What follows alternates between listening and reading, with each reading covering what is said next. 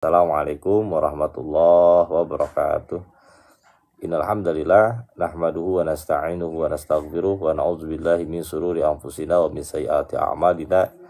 May yahdihillahu fala mudhillalah wa may yudhlil fala hadiyalah. Asyhadu an la ilaha illallah wahdahu la syarikalah wa asyhadu anna sayyidana wa nabiyyana Muhammadan abduhu wa rasuluhu la nabiyya ba'dah. Allahumma sholli ala nuril anwar wa sirril asrar wa tiryakil agyar wa miftahi babil asar sayyidina wa maulana Muhammadinil mukhtar wa alihi athar wa ashabihil akhyar adada ni'amillahi wa ibdalih amma ba'd. Teman-teman semua yang dirahmati oleh Allah Subhanahu wa taala, alhamdulillah kita dipertemukan kembali oleh Allah setelah semalam kita ngaji hampir semalaman suntuk ya. Tapi luar biasa teman-teman, kuat ya. Terus istiqomah dalam mengaji. Mudah-mudahan keistiqomahan ini bukan hanya timbul saat kita faqih saja, tapi Allah jaga keistiqomahan kita dalam mencari ilmu sampai wafat. Ya amin ya Allah ya rabbal alamin. Teman-teman semua yang dirahmati oleh Allah Subhanahu wa taala, kita sekarang akan membahas tentang haqiqatul ikhlas, hakikat dari ikhlas ya. Tapi sebelum kita masuk ke materi kita akan mereview sedikit saja tentang pengajian kita yang kita bahas sore tadi ya. Tentang apa? Bahwa musuh dari ikhlas adalah al-qawadi. Apa itu al-qawadi? Al-qawadi itu kegetiran hidup. Al-qawadi itu sesuatu yang tidak bisa kita hindari. Duri yang ada dalam perjalanan kehidupan yang tidak bisa kita singkirkan. Dia selamanya akan terus ada dalam kehidupan kita dan tidak mungkin tidak ada. Itu yang dinamakan dengan al-qawadi. Sampai kapanpun teman-teman hidup akan terus seperti itu. Saya akan kasih gambaran sedikit ya tentang bahwa manusia itu tidak akan pernah lepas dari al-qawadi. Dan al-qawadi ini bukan sesuatu yang buruk. Justru teman-teman semua, al-qawadi ini adalah kemestian dalam hidup. Ya, bagi yang sudah menikah, tentu pernikahan itu indah. Saat apa? Saat awal kita menikah. Nah, kita sedang belajar jujur pada diri sendiri aja ya. Ya, pernikahan itu indah saat awal kita menikah. Awal kita bulan madu, itu indah. 3-4 bulan setelahnya, setelah kita mengenal pasangan kita lebih dalam lagi, ternyata tidak seperti yang dibayangkan kita sebelumnya. Dengan ambisi masing-masing, dengan ego masing-masing, akhirnya banyak perbedaan-perbedaan di antara kita ya di antara kita dengan pasangan kita. Itu adalah qawadi. Lalu yang belum menikah pun sama. Kesendirian itu menyiksa. Kesepian itu menyiksa. Lalu teman-teman semua ingin langsung cepat-cepat menikah. Karena berharap dengan menikah itu bisa menghilangkan al-qawadi atau duri yang ada dalam diri kita. Pun sama bagi yang punya anak, itu al-qawadi anak itu. 1-2 bulan anak, 1-2 bulan ya anak kita tuh lucu-lucu teman-teman, sampai setahun, sampai 2 tahun. Tapi setelah itu timbullah ya toddler, nggak mau diam, rumah kita berantakan terus, sering kita marah. Yang belum punya anak juga sama, al-qawadi juga, pengen memimpikan punya anak. Rumah bersih, nggak berantakan, cuman ada yang kurang gitu. Yang sudah bekerja pun sama, tersiksa, harus bangun pagi, ngejar deadline, tekanan dari bos dan lain sebagainya. Yang belum bekerja juga sama, ngeliatin orang kerja itu qawadi. Yang lain pagi-pagi berangkat kerja, dia pagi-pagi ngeliatin orang sedang kerja. Al-Qadhi juga, duri juga gitu loh. Ya. Artinya teman-teman semua, dari segala sisi kehidupan kita tidak pernah lepas dari duri. Lalu apa yang salah? Sebenarnya keadaan apapun tidak ada yang salah. Baik menikah ataupun tidak, punya anak ataupun tidak, kerja ataupun tidak, itu tidak ada yang salah sebenarnya. Karena itu adalah ombak, ya, karena itu adalah ombak. Yang salah adalah ketika apa? Ketika kita sebagai manusia tidak mampu menjalani kehidupan itu secara utuh dan menyeluruh. Oke. Yang salah bukan sesuatu di luar diri kita. Yang salah adalah sesuatu yang ada di dalam diri kita. Kita belum bisa menangani kita sebagai manusia itu sendiri. Kita masih mengawang-awang berharap ada satu momentum yang tepat agar kita bisa bahagia. Itu yang salah sebenarnya. Nah, dengan kita belajar ikhlas pada pagi hari ini, teman-teman semua, oke, diharapkan teman-teman semua bisa keluar dari dualitas ini. Melihat apapun yang sedang terjadi dalam diri kita, ini bukanlah bagian dari penderitaan, melainkan bagian dari proses. Kalau kita tidak bisa keluar dari al-qadih, dari duri ini teman-teman semua, akhirnya kita mempunyai satu pandangan filosofis terhadap hidup bahwa life is penyiksaan. Hidup adalah tentang penyiksaan. Atau life is kegetiran. Hidup adalah kegetiran. Ini pandangan yang amat sangat salah.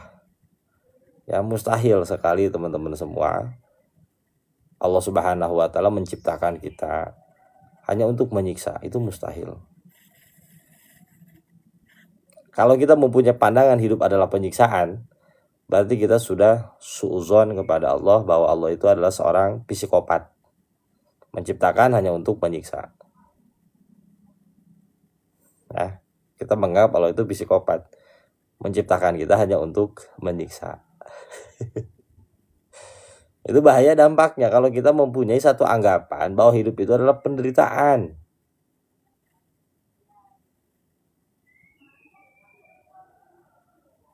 Nah, nanti kita belajar tentang ikhlas yang kemarin kita sudah jelaskan. Dan teman-teman semua, ya, ikhlas itu lahir dari apa? Lahir dari pengalaman. Pengalaman pahit yang pernah kita alami, pengalaman getir yang pernah kita jalani. Ternyata setelah kita jalani hal-hal besar yang dulu bagi kita itu amat sangat menyiksa, ternyata tidak ada apa-apa. Ya, tidak ada apa-apa. Nah, akhir dari situ teman-teman nggak ada motif apapun gitu loh. Bisa dilewatin kan? Sesuatu yang getir, sesuatu yang kita ketakut-takutin, bisa kita lewatin. Akhirnya kita menganggap hidup itu nggak ada apa-apa. Innamal hayatud dunya la'ibun walahun. Sesungguhnya hidup itu adalah tentang permainan dan senda gurau. Salahnya kita terlalu serius.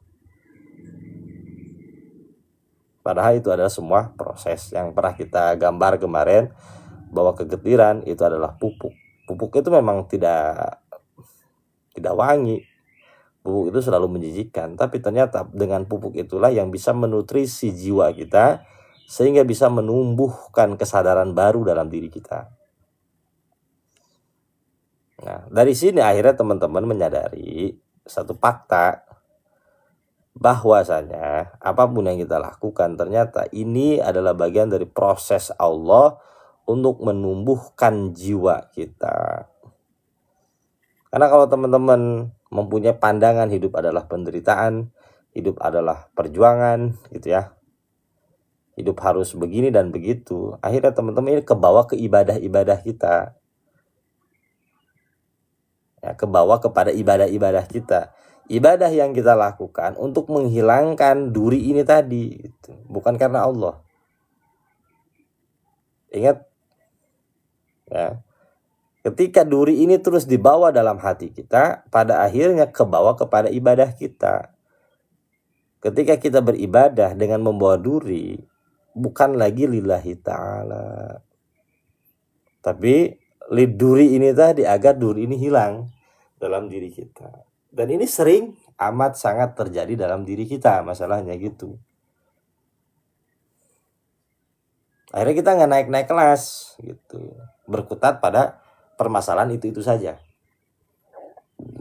Nah, berkutat pada permasalahan itu saja, kita tidak pernah beranjak untuk masuk kepada maqamul ikhlas, ibadah tidak ada motif apapun kecuali untuk litaqarrub ilallah, hanya untuk mendekat kepada Allah. Nah, mudah-mudahan bisa dipahami ya mukadimah yang singkat ini. Jadi teman-teman yang masih bingung, cek aja YouTube-nya. Ya, kemarin tuh udah dibahas panjang lebar ya sore hari. Yuk kita lihat sekarang masuk kepada haqiqatul ikhlas.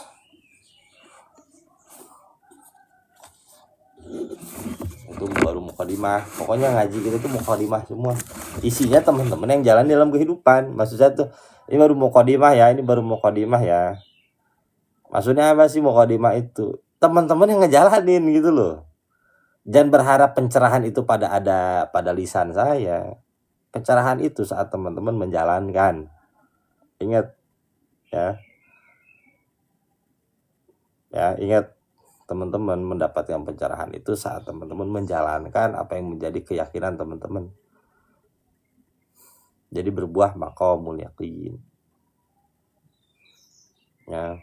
Nah, skrip skenario itu mukadimah nih, yang kita baca mukadimah. Isinya kayak di kehidupan kita. Jadi kalau teman-teman berharap pencerahan pada saya, teman-teman akan kecewa. Teman-teman yang akan menjalani. Saya cuma ngasih skrip aja. Nggak apa-apa. Ya nggak apa-apa, Oma. Ya, nanti juga Allah Subhanahu wa Ta'ala akan bantu. Nah, biasanya kalau ngaji hikam ya, atau ngaji DNK itu langsung dites terus, ya nggak apa-apa. Kalau pengen dapat penerangan ya ke Abah Haji Asep ya. Karena beliau jual listrik.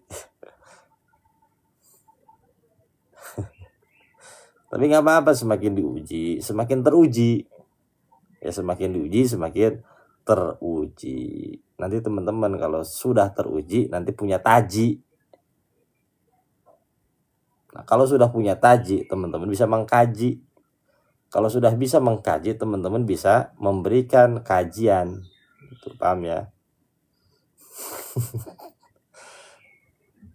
Kalau diuji itu, ya emang begitu. Ya hidup mah memang diuji terus. Nggak ada satu fase pun kita nggak diuji. Tapi teman-teman yakin lah kalau kita dekat sama Allah, Allah yang nguji, Allah yang ngasih bocoran. Ya, Allah yang ngasih ujian, Allah yang ngasih bocoran, enak tuh. Jadi kita lolos terus. Ya, lolos terus. Wa may yattaqillaha yaj'alu makhrajan wa yarzuqhu min haitsu la yahtasib. Barang siapa yang conscious of God, sadar kepada Allah Subhanahu wa Ta'ala, yaitu takwa, maka orang tersebut akan diberikan jalan keluar dari setiap permasalahannya. Oke, jangankan teman-teman bertakwa ya, nggak bertakwa pun dikasih solusi sama Allah gitu. Kenapa? Ada rahmatnya Allah yang pernah kita bahas.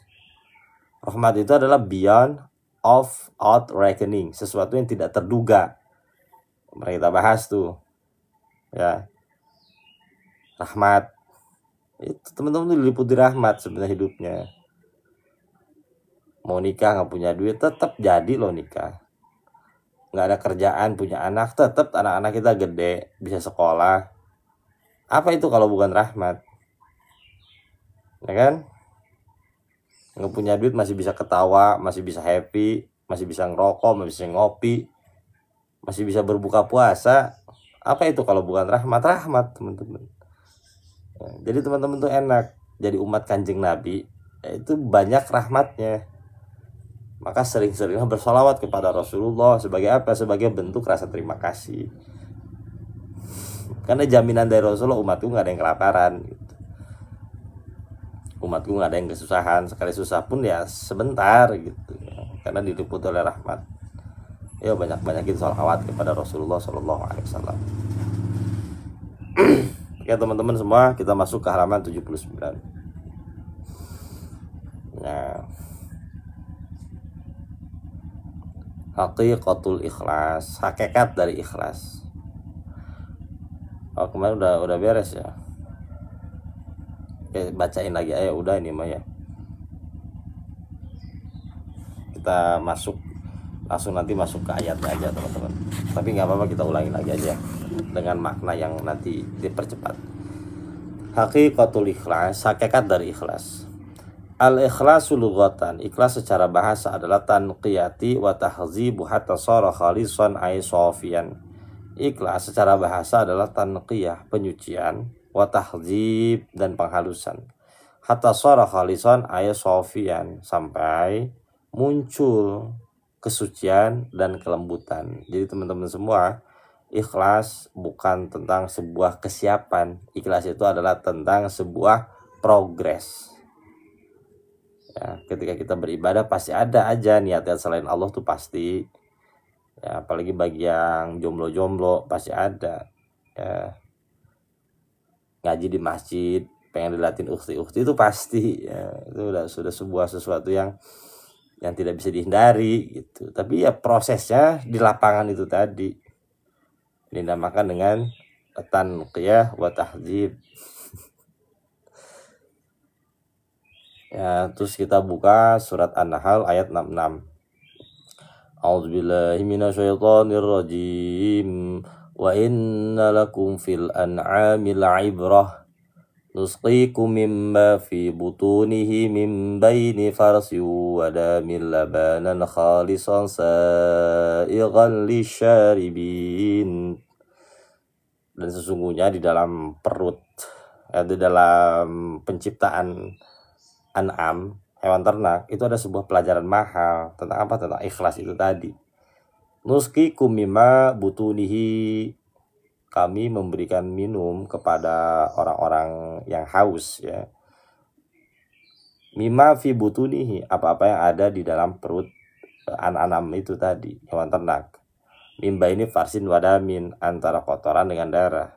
Adanya apa? Labanan, susu. Khalisan yang murni, sa'igan disyaribin, untuk dikonsumsi bagi orang-orang yang menginginkan minuman tersebut. An-Nahl ayat 66. An-Nahl ayat 66. Jadi ikhlas itu diibaratkan seperti susu. Dia tuh hasil dari filterisasi antara darah dengan kotoran. Muncullah di situ susu murni. Itulah ikhlas. Jadi ikhlas bukan lahir dari konsep, dia lahir dari perjalanan kehidupan. Biasanya punya teman-teman ya, dia tuh tablik itu ceramah. Tahu sendiri kalau ceramah ya orientasinya kebanyakan ya komersil. Jadi nggak beda seperti artis gitu ya. Ceramah nih, lambat laun akhirnya dicerita ke saya capek juga ya ceramah kalau karena duit itu capek. Saya bilang, emang kenapa kok bisa pada kesimpulan itu gitu. Saya bilang, soalnya begini kata dia tuh, saya ibadah seperti ini karena duit dikasih segitu, karena Allah dikasih segitu gitu. Akhirnya saya memutuskan ceramah saya karena Allah, bukan lagi karena duit. Tapi anehnya ketika saya memutuskan orientasinya billah, lillah, di situ banyak kejutan. Gitu. Jadi yang dimaksud itu tuh kayak gitu ya teman-teman. Ikhlas itu adalah on progress. Ya bukan dari tiba-tiba ikhlas, enggak. Ya on progress. Begitupun sholat, begitupun sholawat. Ustaz minta sholawat biar ini dikasih dulu.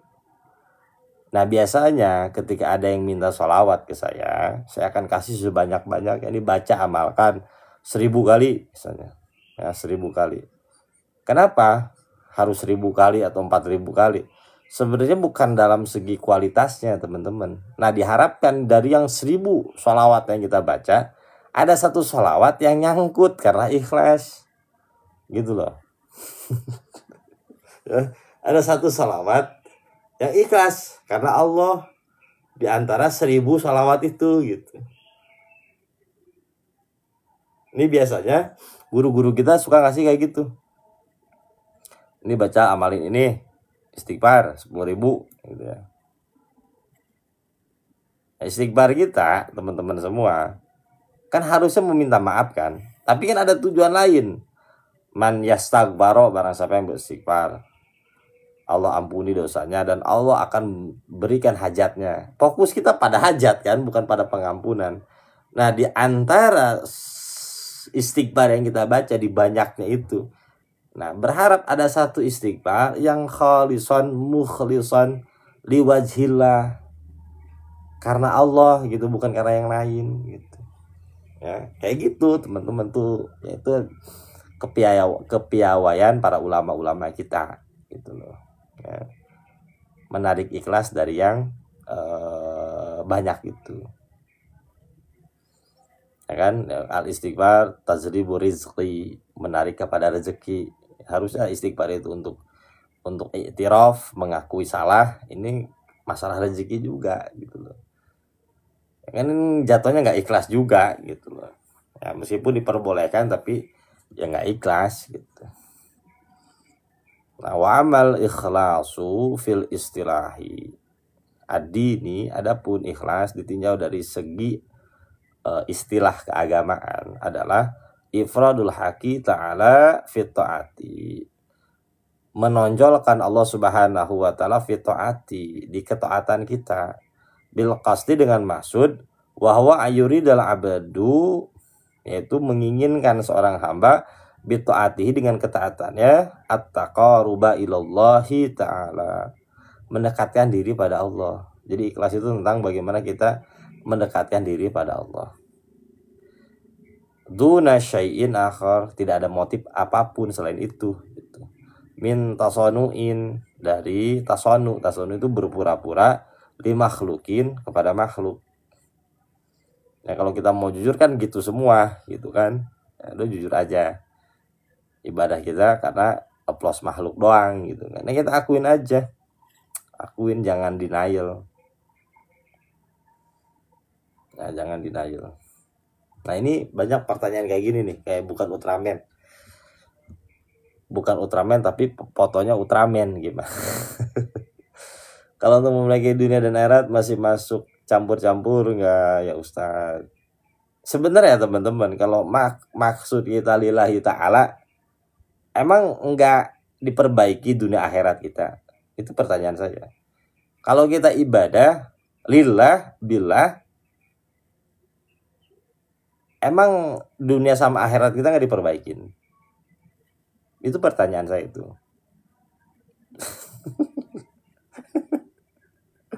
Ya, saya ingat perkataan dari Kiai Topik. Kalau tujuan kita ke Bandung, ya puncak itu kelewat. Tapi kalau tujuan kita ke puncak, ya Bandung nggak bakal kita lewatin. Paham kan maksudnya? Kalau tujuan kita Allah, masalah dunia kayak masalah akhirat, otomatis akan diperbaikin gitu loh. Ya. Terus filosofis dari Kiai Topik, ada nggak beliau tuh? Syekhun Al-Kiram tuh. Insya Allah nanti beliau udah hadir, udah ya. Insya Allah beliau hadir. Ada 2 orang favorit udah sekarang. Pertama Abah Haji Asep, kedua Kiai Topik. Kalau ada 2 itu lucu udah. Geral terus. Au iktisabi mahbadati indanas, ya, au iktisabi mahmadati indanas, ataupun kita mencari tepuk tangan dari makhluk. Mahmadah itu pujian dari makhluk. Ya, teman-teman niatkan kalau nge-share pengajian, nge-share status, bukan kita ingin dianggap lebih dari orang lain, karena itu adalah ego. niatkan tujuan kita adalah nasrul ilmi, menyebarkan ilmu. Ya, niatnya tuh nasrul ilmi, menyebarkan ilmu. Biar orang-orang kalau pengen ngaji, pengen mendekat ke Allah, udah tahu lapaknya tuh di mana, gitu aja. Ya, itu niatnya kayak gitu. Ya. Paham ya maksud saya? Jadi bukan untuk kita merasa lebih, jangan. Ya. Niatnya adalah nasrul ilmi, menyebarkan ilmu. Gitu. Nafal ikhlasu tasfiyatul amali an mulahadzatil makhluqin. Walhasil, ya, ikhlas itu adalah membersihkan amal dari pandangan makhluk. Dari pandangan makhluk dan dari pandangan motif-motif selain Allah. Jadi namanya di sini itu islahun niat, memperbaiki niat. Jadi jangan sampai kita berpikiran, oh niat saya ada makhluknya, berarti amal ini harus saya tinggalkan. Bukan. Tinggal perbaiki aja motifnya. Perbaiki motifnya, perbaiki niatnya. Itu aja, namanya adalah taslihun niat atau islahun niat. Ya, islahun niat. Memperbaiki niat.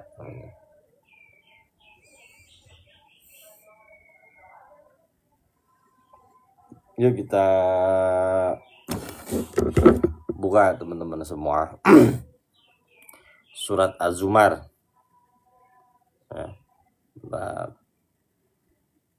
Surat Az-Zumar ayat berapa nih? Ayat 2. Jadi teman-teman yang baru datang, waalaikumsalam warahmatullahi wabarakatuh. Yang baru bergabung, coba perkenalkan dirinya ya. Jangan sampai mencuri dengerin aja, jangan, tapi harus yang minimal assalamualaikum gitu. Biar terkoneksi, teman-teman kalau udah terkoneksi itu enak.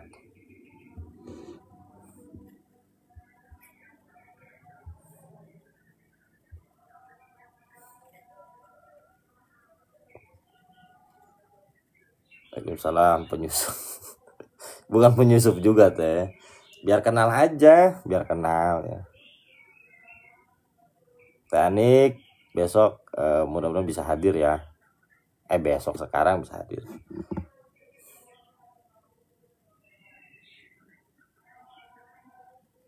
Waalaikumsalam warahmatullahi wabarakatuh. Sehat-sehat semuanya ya.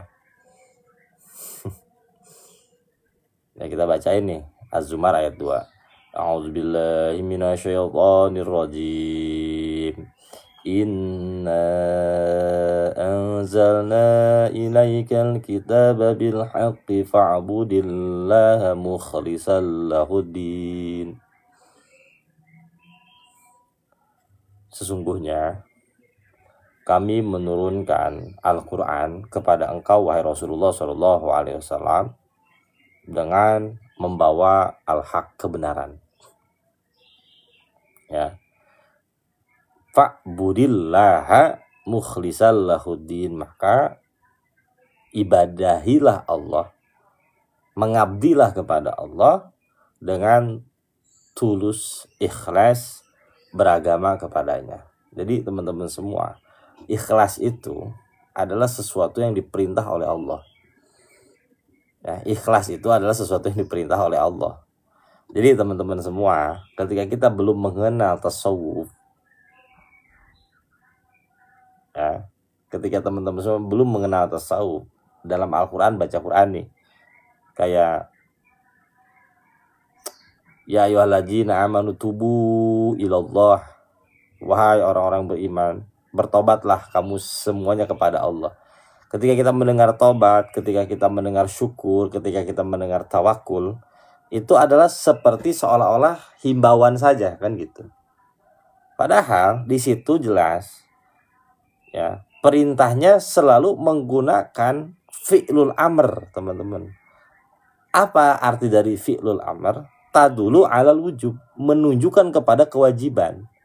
Jadi baik tobat kek, baik syukur kek, baik tawakul, itu semuanya adalah wajib sebenarnya. Nah, karena kita tidak mengerti ilmunya, kita anggap itu sebagai himbauan gitu loh. Kalau mau syukur boleh, kalau enggak juga nggak apa-apa. Seperti itu. Seperti ikhlas. Kalau mau ikhlas boleh, kalau enggak juga nggak apa-apa. Bukan gitu konsepnya. Itu adalah sebuah kewajiban yang harus kita tunaikan sebagai ibadatul qalbi, ibadah hati kita. Jadi bukan himbauan gitu loh. Ya, seperti perintah sholat, wa aqimis sholat, ditegakkanlah sholat. Itu bukan kalau mau sholat monggo, enggak juga nggak apa-apa, kan bukan begitu kan. Ya tak dulu alal wujub gitu. Ya berarti sama, mukhlisal lahudin juga adalah perintah dari Allah ketika kita ingin menyembah, mengabdikan diri kepada Allah, adalah tentang bagaimana kita ikhlas di dalam mengabdikan diri kepada Allah. Gitu ya. Jadi sebuah hal yang harus dilakukan. Nah itu surat Az-Zumar ayat 2. Yuk kita buka lagi sekarang surat Al-Kahfi ya, ayat 110. Ini ayat favoritnya Abah Anom ya. Abah Anom Suryalaya. Ini ayat favorit ya teman-teman. Bentar.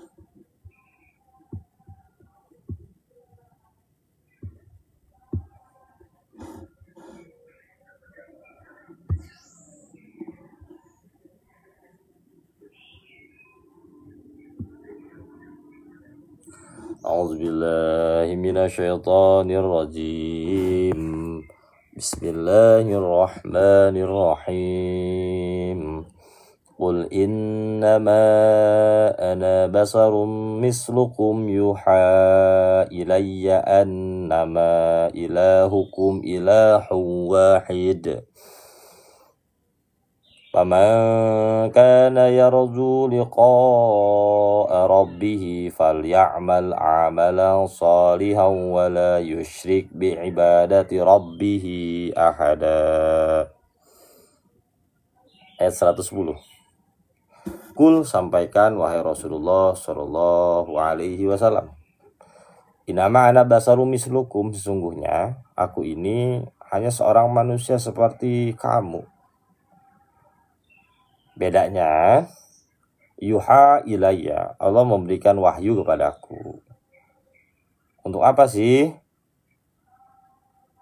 Ilahukum ilahu wahid, untuk mengajarkan ketauhidan ya, untuk mengajarkan ketauhidan bahwa ialah Tuhan yang Maha Esa gitu ya.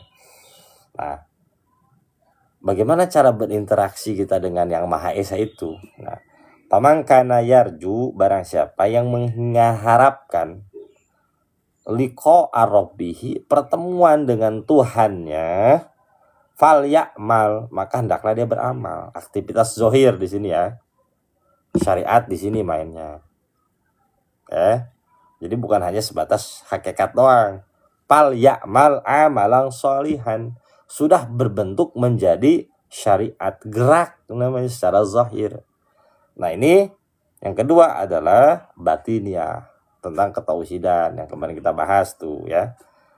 Wala yusyrik bi ibadati rabbih ahada, dan jangan sampai yusyrik, berbuat musyrik, bi ibadati, dalam ibadahnya kepada Tuhannya, ahada, dengan sesuatu apapun. Jadi secara zahir kita bergerak, secara batin kita ifradul haqqi ta'ala fi ibadati, hanya mengesahkan Allah di dalam ibadah kita. Paham ya? Jadi secara zahir kita aktif bergerak, secara syariat kita bekerja, kita sholat, kita zakat, dan lain sebagainya. Secara batin hati kita penuh oleh Allah Subhanahu wa ta'ala, namanya ifradul haqqi ta'ala fi ibadatina, hanya mengunggulkan Allah di setiap ibadah yang kita lakukan ya.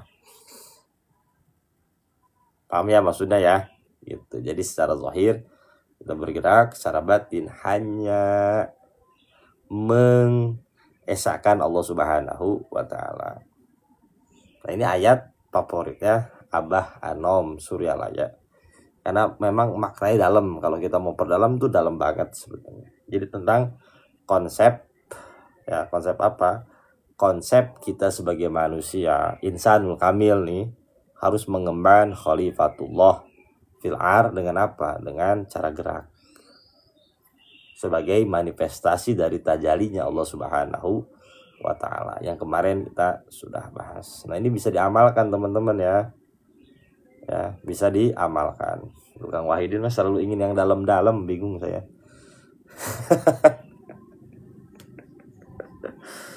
Padahal penderitaannya sudah dalam, tapi pengen lebih dalam lagi beliau, luar biasa. Kalau seandainya penderitaan ini adalah jalan menuju engkau, ya, tambahkan penderitaanku pada tambahkan penderitaan ini padaku agar aku semakin dalam mengenal cintamu. Kayak gitu tuh puisi beliau tuh kayaknya kepada Allah. Ya teman-teman harus bisa ngomong gitu. Ya Allah, kalau seandainya penderitaan ini adalah cara aku mengenal engkau, tambahkan penderitaanku padaku agar aku semakin dalam mengenal dirimu. Berani gak ngomong gitu kira-kira teman-teman?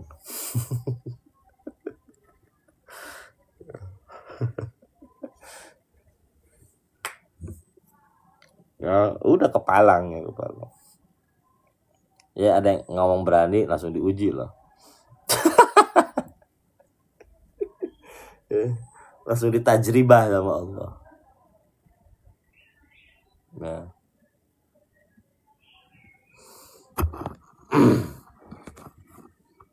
dulu nih saya mau ini ya, mau apa namanya, mau cerita sedikit ya. Saat dulu saya awal-awal bersuluk teman-teman ya, hidup saya tuh kayak di kapal pecah, begini salah begitu salah, serba salah lah ya, begini salah begitu salah, serba salah artinya kan. Mau mundur nggak bisa, mau maju bingung mesti kemana gitu ya. Sampai pada akhirnya saya munajat malam hari itu, masih ingat saya munajat setelah beres zikir, beres tawazu segala macam, saya bermunajat. Itu antara selon dan takut sebenarnya. Saya berdoa kayak gitu, ya Allah, kalau seandainya penderitaan ini membuat aku semakin dekat kepadamu, tambahkanlah penderitaan ini agar aku semakin dekat dan cinta kepadamu. Dan benar teman-teman, setelah saya berdoa kayak gitu ya, makin digoyang lagi hidup saya. Saya akhirnya dalam hati ngomong begini, ya Allah kok beneran ya, padahal kemarin itu cuma bercanda gitu. Kok beneran sih, kemarin itu cuma bercanda loh gitu, ibaratnya kayak gitu dalam hati.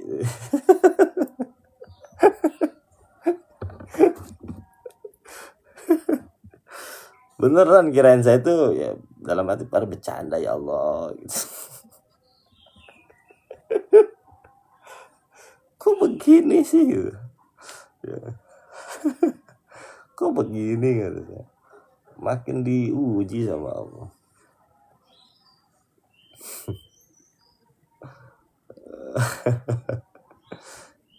Ya lucu aja kalau dicain, lucu gitu ya. Saya ngomong ke istri saya, mah kok beneran ya, ini langsung diuji loh. Wah dahsyat lah pokoknya, kalau dicain dahsyat itu. Nah itu surat Al-Kahfi ayat 11 ayat 110.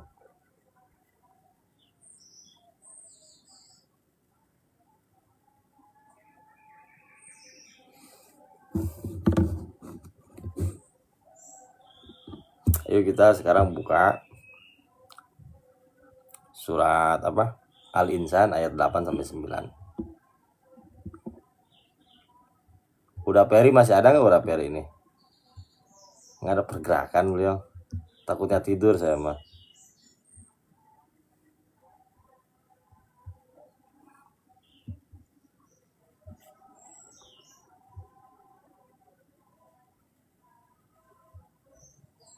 Ayat 8 sampai 9.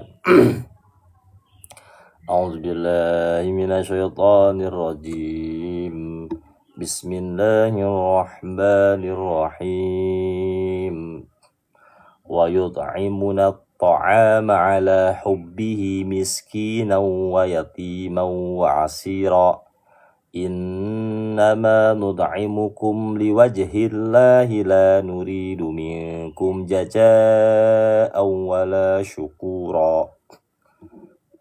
Innama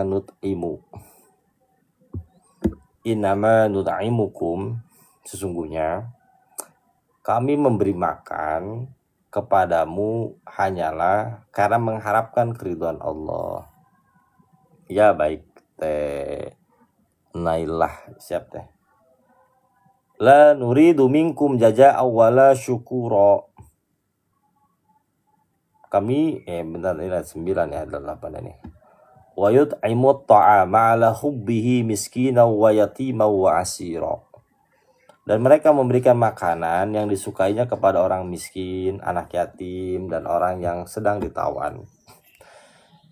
Sambil berkata dalam kesadarannya nih, sesungguhnya kami memberi makanan kepadamu hanyalah karena mengharapkan keridhaan Allah.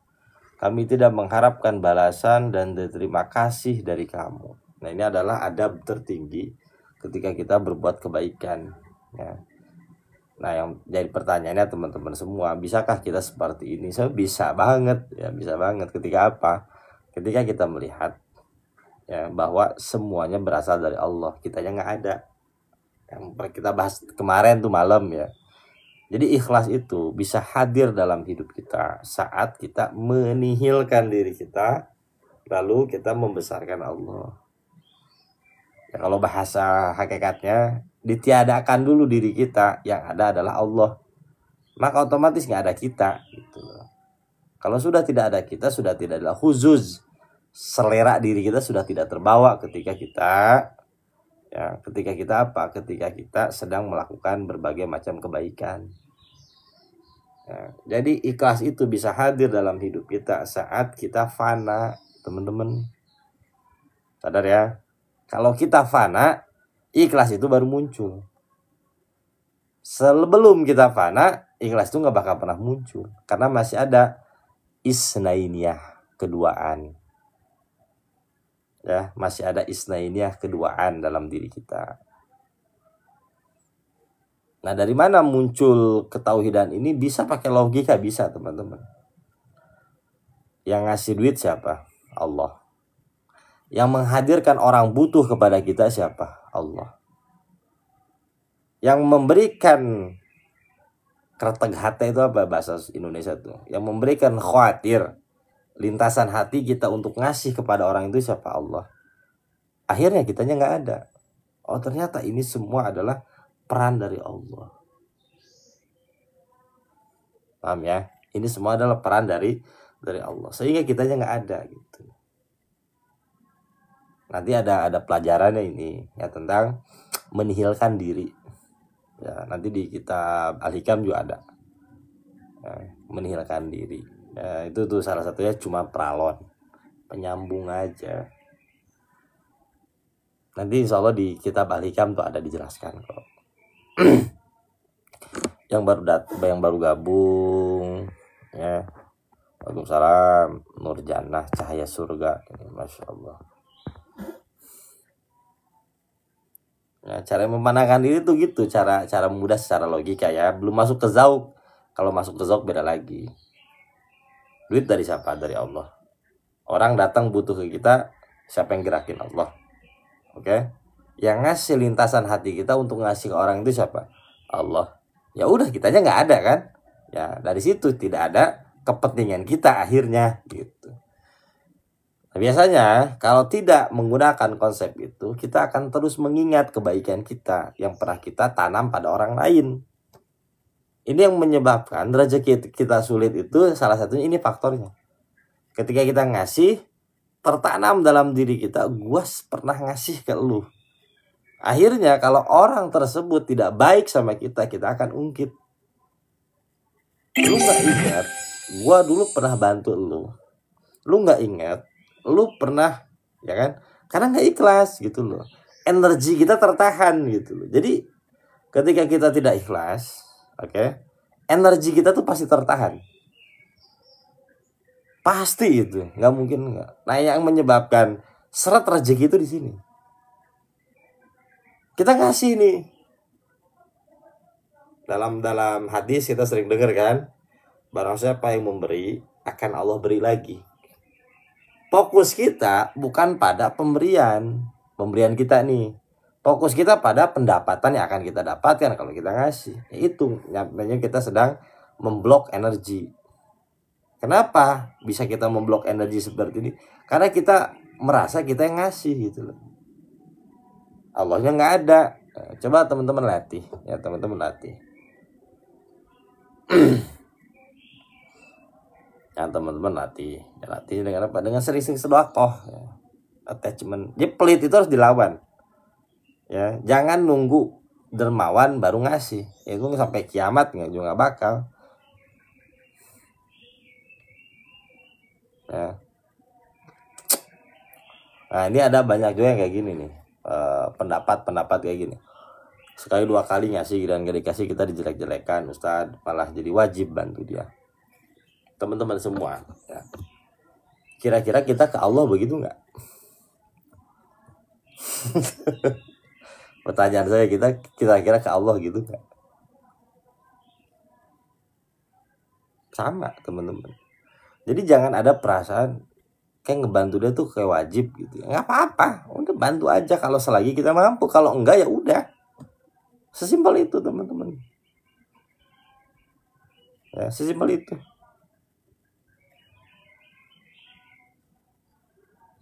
Kalau kita nggak punya ya udah. Maaf, saya lagi nggak punya. Kalau kita punya ya udah kita bantu. Itu aja sih, simpel itu.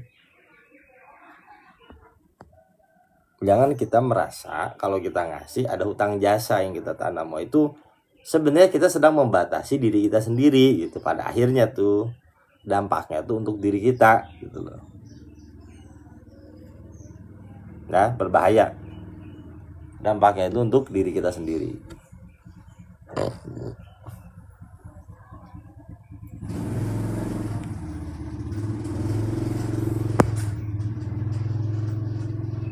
Yang lagi ngomong ini siapa Ustadz?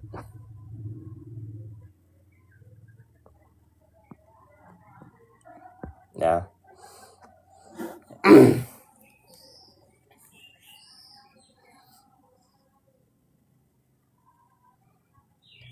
Teh Diana, ini kasusnya apa dulu atuh? Ya, saya kan kalau ngasih solusi itu ada proses. Itu baru saya ngasih, itu tiba-tiba gini masa gimana ngasih ininya. Ya teman-teman nih, sebenarnya kalau kita nggak ikhlas, sebenarnya kita sedang membatasi diri kita sendiri gitu loh. Ya ikhlas aja udah, ngasih aja, jangan diungkit. Karena kalau ngungkit itu ya balik lagi. Jadi lupakanlah. Jadi cara mengekalkan ibadah, cara mengekalkan kebaikan adalah dengan cara melupakan.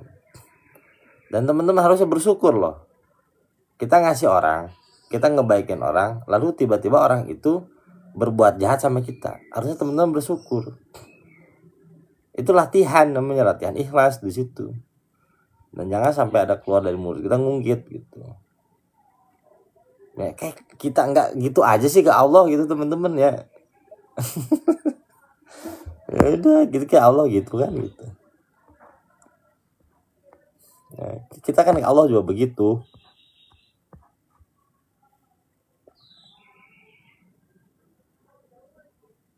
Kalau menerima langsung merasa utang budi, resah belum bisa balas, baik Ustaz. Ya jangan gitu juga, ya, santai aja, ya santai aja gitu. Nah inilah apa namanya sistem di Indonesia itu kan begitu. Orang datang ke undangan kita ngasih 500.000, kita harus balikin 500.000. Itu bagus sih, eval to eval. Ya, eval to eval tuh namanya. Tapi ketika kita nggak punya jangan merasa nggak enak juga gitu loh. Namanya hadiah gitu aja. Mau nulis panjang nanti saya kasih nomor WA saya. Ya siap Kang Hakim. Ya nanti saya kasih nomor WA saya. Justru teman-teman ketika ikhlas, ya ketika ikhlas nih, toran kita nanti diperluas sama Allah. Jadi seperti lautan yang tidak bertepi. Ya, lautan yang tidak bertepi. Kayak WA jadinya. Ya, kayak saya ngasih ilmu nih. Kenapa para mursyid, para guru-guru murabi, ya, ketika ngasih ilmu itu kayak nggak habis-habis loh. Ada lagi, bener gak? Tapi kalau mau balik, ya kalau ceramah itu lagi. Kenapa tuh? Penjelasan cuma satu. Murabi itu ikhlas. Sehingga Allah kasih dia ilmu min haitsu la yahtasib gitu. Dari berbagai macam sudut. Ilmu itu kayak lautan. Nggak habis-habis. Tapi mau balik, ya itu lagi. Dari satu panggung ke panggung, itu lagi. Benar nggak? Terbatas. Ketika kita tidak ikhlas, kita sedang membatasi diri kita sendiri sebenarnya gitu. Tapi kita ikhlas, Allah Subhanahu wa ta'ala akan membukakan toren lautan ilmu tuh. Begitupun toren lautan masalah rezeki. Jadi diperluas sama Allah. Ya. Nanti ada yang begini, begitu. Ya kalau kita sudah jadi lautan, teman-teman tidak akan terusik oleh sampah-sampah itu. Justru kita akan memurnikan kembali kan. Lautan itu kan pemurnian tuh. Nah, terbuka hidayah ilmu bener tuh. Kebuka. Kalau kita motifnya duit, terbatas. Serius terbatas. Besok mau ngisi bingung kita. Nyari materi dulu, googling dulu, dengerin YouTube dulu, terbatas. Ya kan?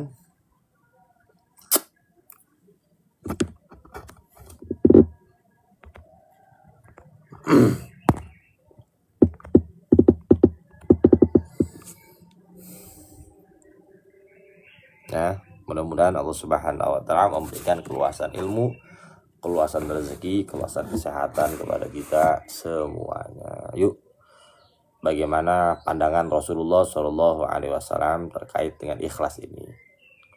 Qala Rasulullah Shallallahu Alaihi Wasallam, Innallaha la yaqbalu minal a'mali illa makana khalisan wa butughiya bihi wajhuhu. Sesungguhnya Allah Subhanahu wa ta'ala tidak akan pernah menerima satu amal kecuali amal tersebut mengandung nilai keikhlasan. Wabtughiya bihi wajhuhu, dan mengharapkan hanya wajahnya. Jadi teman-teman semua, ya, Rasulullah SAW sudah mengkonfirmasi. Ini hadis riwayat An-Nasa'i, bahwasanya Allah Subhanahu wa ta'ala tidak akan pernah menerima amal seorang hamba kecuali hamba tersebut melakukannya dengan ikhlas dan mengharapkan perjumpaan dengan Allah. Nah, ikhlas yang kita lakukan satu kali saja dalam hidup itu bisa menggaransi seluruh kehidupan kita loh. Ya, satu amal yang kita lakukan ikhlas itu mampu menggaransi seluruh kehidupan kita. Teman-teman pernah dengar gak kisah Imam Ghazali? Setelah beliau wafat, dimimpikan sama muridnya. Muridnya bertemu dengan Imam Ghazali.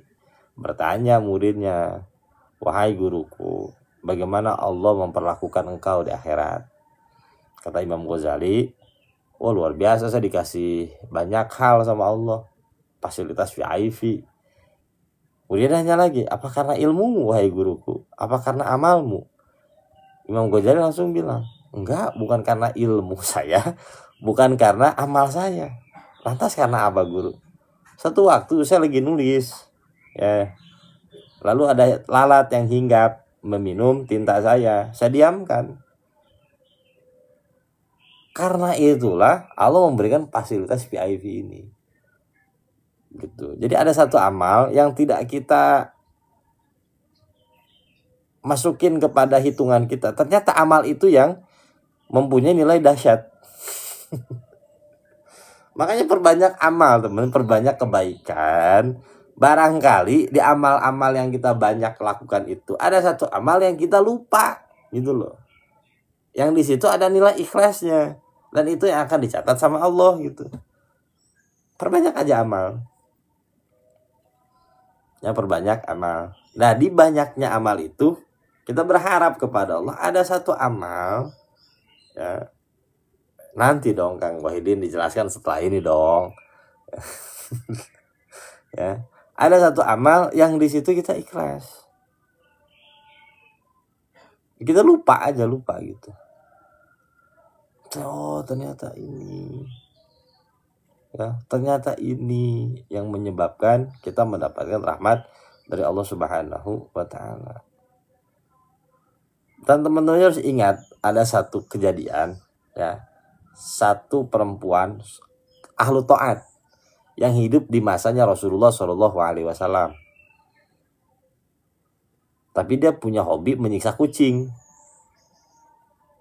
Ya. Para sahabat ngasih kabar kepada Rasulullah, ya Rasulullah, ada seorang perempuan ahli taat, ahli puasa, ahli sedekah, ahli sholat. Wah, itu luar biasa perempuan itu. Kata Rasulullah, hiya finnar, dia berada di neraka. Para sahabat kaget. Salah dia apa ya Rasulullah, kok dia bisa di neraka gitu. Ada satu hal buruk yang sering dia lakukan, apa? Menyiksa kucing. Jadi dia punya satu satu kebiasaan ya, psycho, yaitu menyiksa kucing. Nggak pernah dikasih makan, disiksa sampai kucingnya itu mati. Nah, itu yang menyebabkan dia masuk neraka. Jadi teman-teman semua ya, inilah ajaran wasatiyah, ajaran pertengahan gitu loh. Di keburukan kita barangkali ada kebaikan kita yang kita lupa. Di kebaikan kita yang banyak barangkali ada sisi buruk kita yang ternyata itu mengancam apa? Nilai ubudiyah kita gitu loh. Kalau kucingnya ikut pakoh gitu.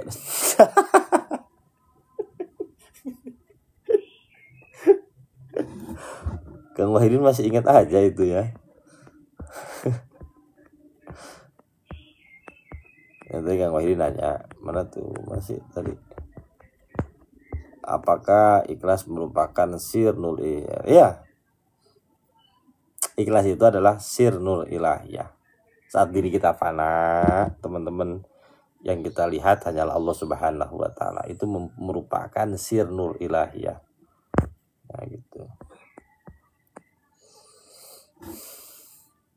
Gimana kalau kucingnya suka di teras, Ustaz? Yang pakai langkah-langkah yang manusiawi aja, ya jangan digimana-gimanain. Kadang kan kita kesel. Tapi kalau kita perhatikan, ya dia makhluk Allah, teman-teman. Ya, dia nggak punya salah apa-apa kan gitu. Ya, dia nguji kesabaran kita aja. Saya tuh punya nenek, teman-teman ya. Jadi saya nggak ngalamin waktu kecil, saya ngalamin nenek saya itu. Jadi adiknya kakek saya, nenek saya kan berarti itu. Suatu waktu ya, ibu saya beli semangka ke pasar. Nah, begitu nyampe di rumah dibuka semangka itu. Pas begitu dimakan nggak enak, hambar, dingin, ya udah nggak enak gitu. Ibu saya marah-marah, wah ini bener-bener nih nipu segala macam, semangkanya nggak enak. Nenek saya cuman bilang, yang nyiptain semangka itu siapa? Yang ngebuat nggak enak itu siapa? Yang ngebuat lidah kamu nggak enak itu siapa? Ibu saya langsung tersadar, itu kaget.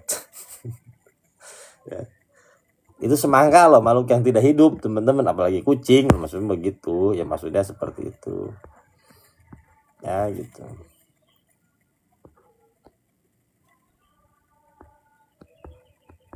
Nah kalau kalau misalnya apa sih namanya? Kalau binatang-binatang yang membahayakan boleh kita bunuh, ya membahayakan secara fisik, ya, bisa kita bunuh, itu ada panduannya. Makanya kita belajar syariat nanti ya, itu boleh kita nyahkan gitu, tapi dengan adab gitu ya, dengan adab. Kita lanjutin lagi ya. Qala Mu'adz bin Jabal, ya nyamuk ya harus dibunuh lah, kan sesuatu yang membahayakan. Kan nggak ada juga orang yang melihara nyamuk, nggak ada kan.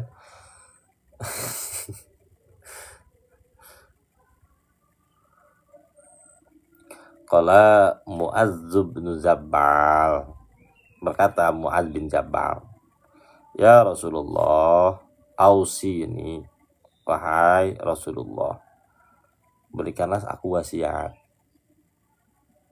Qala, maka Rasulullah SAW berkata kepada Mu'adz bin Jabal, akhlis niyataka yakfikal amalul qalil. Akhlis, ikhlaslah, ya, atau perbaikilah niatmu dengan cara ikhlas. Yakfika, cukuplah amalmu meskipun sedikit. Jadi amalmu sedikit tapi dibarengi dengan ikhlas itu sudah cukup. Jadi Rasulullah SAW di sini berbicara tentang apa?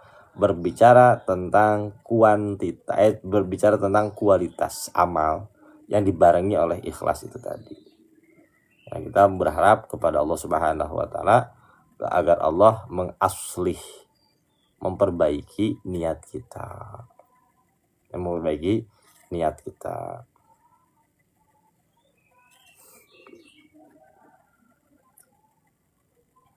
Nah, kita masuk ya sekarang ya. Saya jawabin satu-satu dulu bentar. Ustaz, saya suka enggan untuk ngasih pada pengemis yang menurut saya masih mampu untuk kerja, bagaimana Ustaz? Ya nggak apa-apa, kalau kayak saya pun pribadi ya, kalau misalnya di parkiran gitu ya, saya tuh nggak mau ngasih gitu. Kenapa?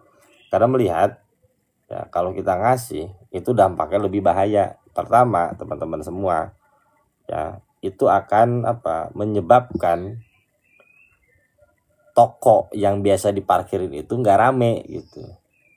Pertama tuh. Yang kedua, ketika dia masih mampu bekerja, masih mampu ikhtiar, ya udah, kalau kita sehari itu nggak mau ngasih, jadi jangan ngasih. Dan itu nggak ada dosa, nggak ada gimana gitu loh ya. Ya kalau teman-teman mau niat sodako aja gitu ya, nggak apa-apa. Kalau enggak ya juga nggak apa-apa.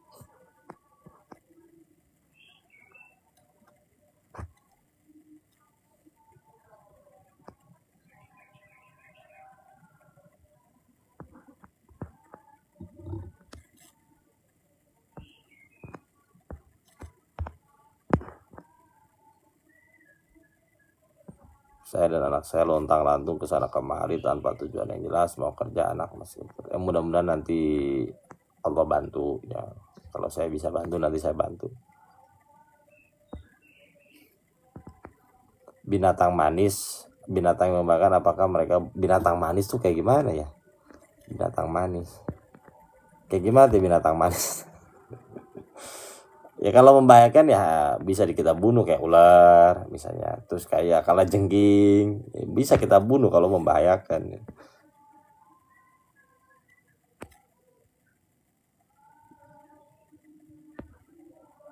Nanti Teh Diana coba curhatnya ya.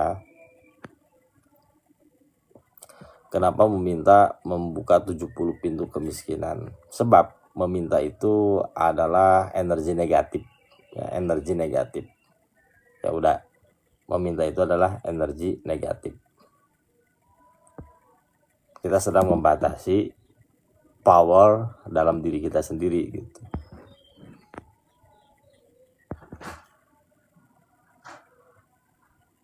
Jin boleh dibunuh loh. Emang kenapa harus membunuh jin? Ya kalau binatang-binatang kayak gitu boleh dibunuh teman-teman ya, ada panduannya, boleh dibunuh tuh. Silakan dibunuh, tapi jangan karena hobi ya.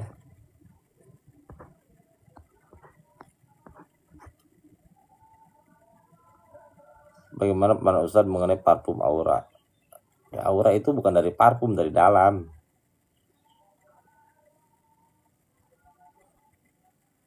Tapi kalau meminta keberkahan, meminta husnul khotimah itu juga termasuk kurang, Ustaz. Maksudnya ya itu harus dipinta juga, husnul khotimah harus dipinta. Ustaz saya ngaji ngakak terus hari. Bagus, berarti baru dapat THR kayaknya ya. Baru dapat THR kayaknya.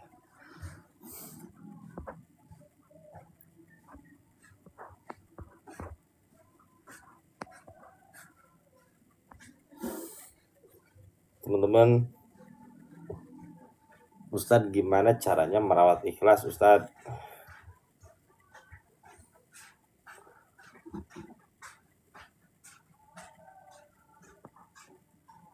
THR su dekat, ya benar. Ustadz gimana caranya merawat ikhlas Ustadz? Merawat ikhlas dengan ngaji, memperbaharui ilmu kita terus. Ikhlas itu bakal terjaga dan dalam progres kehidupan. Minta hotspot ke mertua ada mintanya. Kata mertua udah dikasih anaknya minta hotspot juga.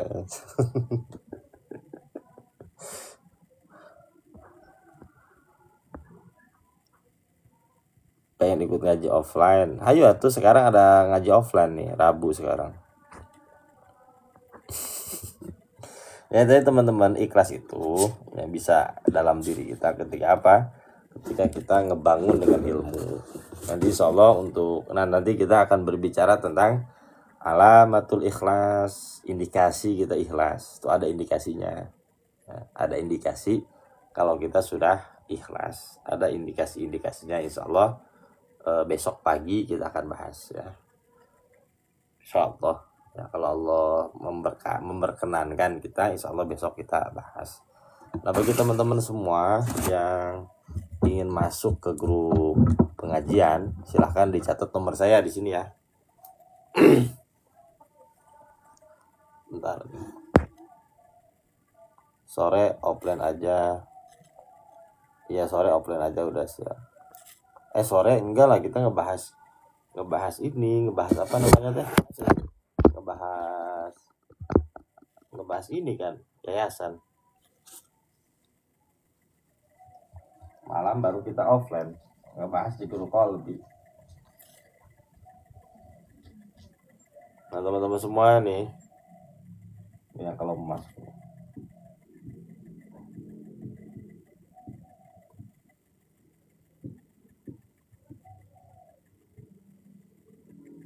Nggak kelihatan ya. 0838 733 44369. Malam nggak Zoom, ngaji offline aja, nggak ada siaran Zoom, nggak ada siaran TikTok. Nggak bercanda teman-teman ya. Malam insyaallah ngaji di ini, kayaknya ngaji di apa sih? Di TikTok nih. Soalnya pembahasannya aman lah. Tentang zikrul qalbi. Nah teman-teman, nanti kalau udah masuk ke sini, kirimkan nama, alamat sama kerjaannya, biar apa bisa didata, biar nanti tuh kerjanya ini nih kayaknya pas nih buat di yayasan gitu. Mumpung libur tadi ini pengen ngaji terus, berarti udah nggak libur nggak ngaji dong. Mumpung lagi pakos tadi pengen ngaji, berarti kalau udah nggak pakos nggak ngaji. Jangan gitu teman-teman, berpikir ya jangan mumpung, jangan. Mumpung masih hidup, nah saya pengen ngaji, itu bagus mumpung masih hidup, karena batas ngaji kita tuh nanti wafat. Ya 0838 733 44369. Aku lagi gila ilmu Ustaz, ya bagus lah ya. Tapi bukan pelarian kan, dari kita gila kepada mantan akhirnya ngaji jadi gila ya. Ya mudah-mudahan enggak ya.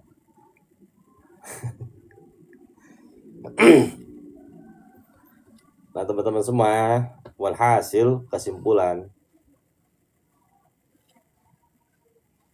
Ustaz nyari jodoh tanpa nyalain perintah Allah gimana? Maksudnya gimana tuh? Dari mana? Dari Bogor, saya dari Bogor. Ya kesimpulan, ikhlas itu teman-teman semua ya adalah sebuah upaya progres yang kita lakukan terus menerus. Dan ikhlas itu akan diuji oleh Allah ketika apa? Ketika kita ditempatkan di satu makom tertentu. Misalnya teman-teman punya banyak duit, ya diujinya tuh di duit itu. Teman-teman di ilmu, ya nanti diuji di ilmu itu. Teman-teman punya relasi, punya ini, punya itu, diuji di situ. Paham maksud saya? Nggak mungkin orang yang nggak punya duit diuji di duit, nggak mungkin. Ya, nomor grup ya. Teman-teman nggak punya ilmu, mustahil diuji di ilmu, nggak mustahil. Jadi Allah Subhanahu wa Ta'ala akan menguji di setiap apa yang kita miliki. Ketika kita ikhlas, membuka ruang kesadaran kita kita sambungan kepada Allah, disitulah Allah akan membuka pintu gerbang keikhlasan. Nah di saat itu teman-teman torennya semakin diluasin. Syarat apa? Nggak ada syarat ngaji-ngajinya, nggak ada syarat ngaji, syaratnya cuma satu, begitu masuk grup nggak boleh keluar, itu aja. Nah, kalau ketika diuji mental artinya ya kita tuh perasaan gitu, perasaan. Ya yang diuji pasti mental kita, ya ilmu nanti pada ujungnya diujinya mental. Ketika kita punya harta yang diuji mental gitu. Ya ujian nafs.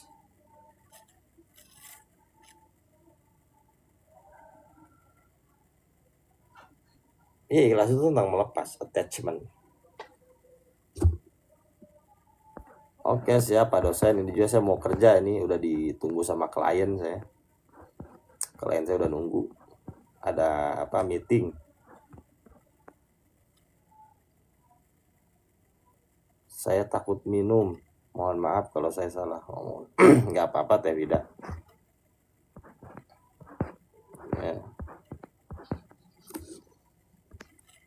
Nanti di WA aja, coba di WA yang punya masalah berat di WA. Ya kalau nanti masalahnya berat banget, saya oper ke Abah Tito. Ya. Pokoknya kalau ada yang bahasa berat-berat saya oper ke Abah Tito lah, udah beres sama beliau mah udah.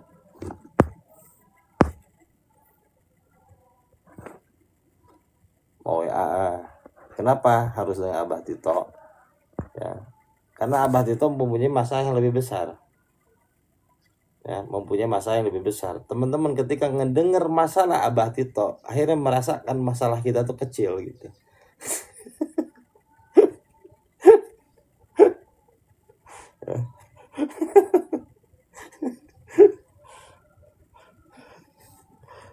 Ini deh ya,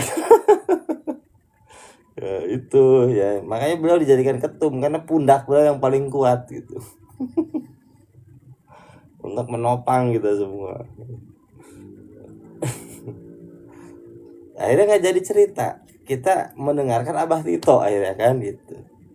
Akhirnya kita ngomong, Bah yang sabar ya, mudah-mudahan kuat. Akhirnya begitu.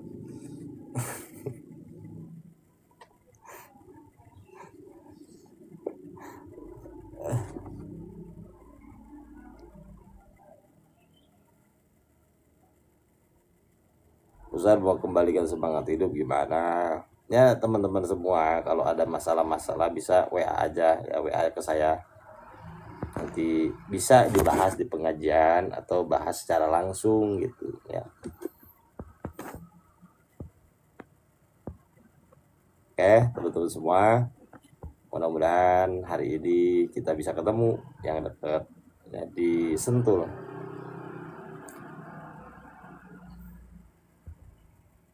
Pak Ustadz, torikohnya apa? Torikoh ngaji sama. Ya teman-teman ya. Mudah-mudahan kita bisa ketemu nanti sore, kita bukber bersama di Sentul. Jazakilah itu bukan jazakilah, jazakallah. Kalau jazakilah perempuan dong saya. Ya jazakallah. Menu apa Ustadz? Ini aja udah bisa pesan ini nggak? Kayak kemarin aja tuh ya. Kayaknya udah pada TF juga sih, kayaknya aman untuk biaya makan. Ini udah aman. Soto uduk liwet. Teman-teman liwet aja ya, liwet aja kayaknya udah. liwat aja lah. Ini ayam. Ikut boleh atuh. Ya WA aja, WA ke sini nih. Ya, WA ke sini. Sebutkan nama, alamat, pekerjaan, udah gitu doang syaratnya. Teman-teman begitu masuk grup jangan keluar, aktif lah di grup itu biar teman-teman bisa saling sapa menyapa. Kalau kita saling sapa menyapa, teman-teman, pertama memperbanyak rezeki, ya, rezeki relasi, rezeki ini dan itu. Kalau diem baik, dia menang baik ya, nggak dapet apa-apa. Mau ikut tapi jauh apa-apa ya, kalau jauh nggak usah ikut ya, nanti ada sediakan Zoomnya ini ya. Di Bandung lagi Ustadz, offline-nya insya Allah. Sore enggak tuh, sore saya mau rapat sama dewan direksi tuh, dirut utama kita Abah Tito sama manajer utama kita udah Peri udah siap tuh. Pengerasa nanti ikut ya. Masih muda dia mengamati, jangan dong komen dirut Pak. Oke, Kia Dalan Latu Konsina, ini kayak kenal namanya Latu Konsina, kayak pemain artis ya. Teman-teman semua, saya pamit undur diri, udah ditungguin, saya mau meeting sama klien ngebahas pagar laut saya. Marga ya Marga ya. Kalau nggak salah Abah Tito juga marganya itu Latu Konsina beliau. Oke teman-teman semua, terima kasih banyak. Wallahul muwafiq ila aqwamit thariq. Wassalamualaikum warahmatullahi wabarakatuh. Marga satu. Oke teman-teman semua ya, sehat-sehat semua, bahagia. Nanti kita ketemu lagi sore sampai malam ya. Bude Fitri, oke hati-hati ya. Nanti mudah-mudahan bisa datang sama Pak Ade. Katanya belum mau bawa hadiah, apa tuh? Kayaknya berat hadiahnya tuh. Oke teman-teman, saya akhiri sampai sini ya. Oke.